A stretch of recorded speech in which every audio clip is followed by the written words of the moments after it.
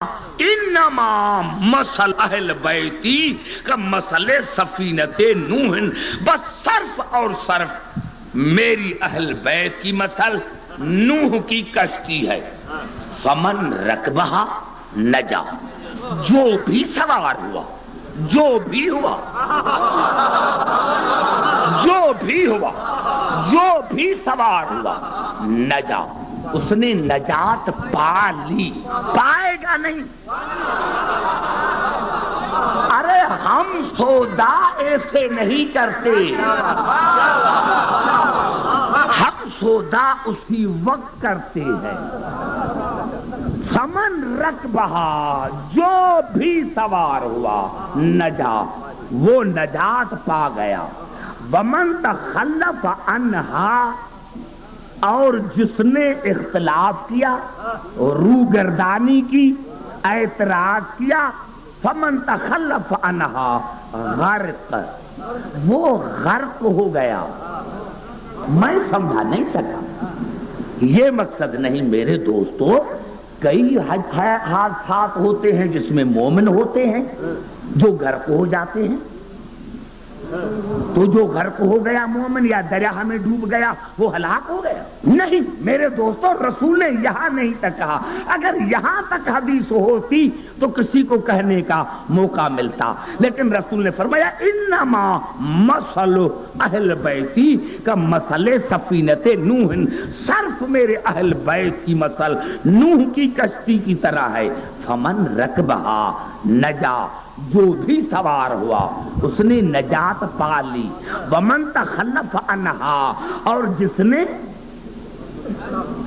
روگردانی کی، منہ پھیر لیا، جس نے بھی منہ پھیر لیا، جس نے بھی، فمن تخلف عنہا غرق، وہ غرق ہو گیا، وہوا، اور گمراہ ہو گیا۔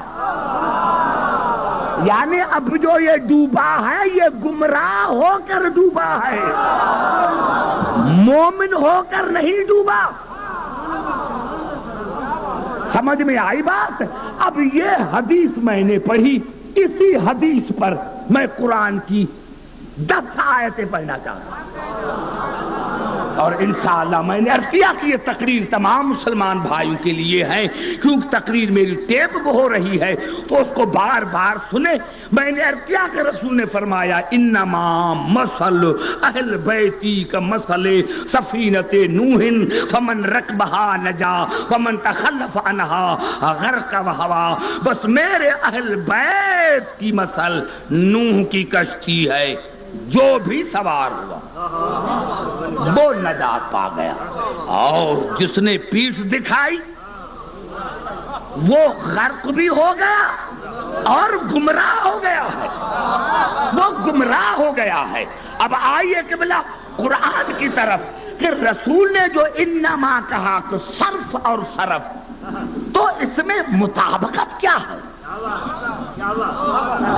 اس میں مطابقت کیا ہے؟ تو قبلہ سورۃ ہود میں ارشاد ہوا وَاصْنَعِ الْفُلْكَ بِأَعْيُنِنَا وَوَحْيِنَا، اس میری کشتی کو، نوح کشتی کو بنا میری آنکھوں کے سامنے، میرے حکم کے سامنے، کشتی بنا میرے آنکھوں کے۔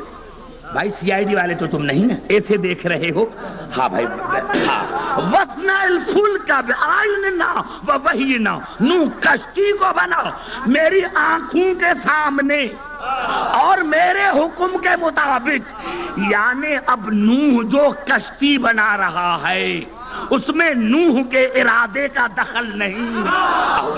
اب نوح نے جو کشتی بنائی اس میں نوح کے ارادے کا دخل نہیں، بنی ہے اللہ کے آنکھوں کے سامنے، بنی ہے اللہ کے حکم سے۔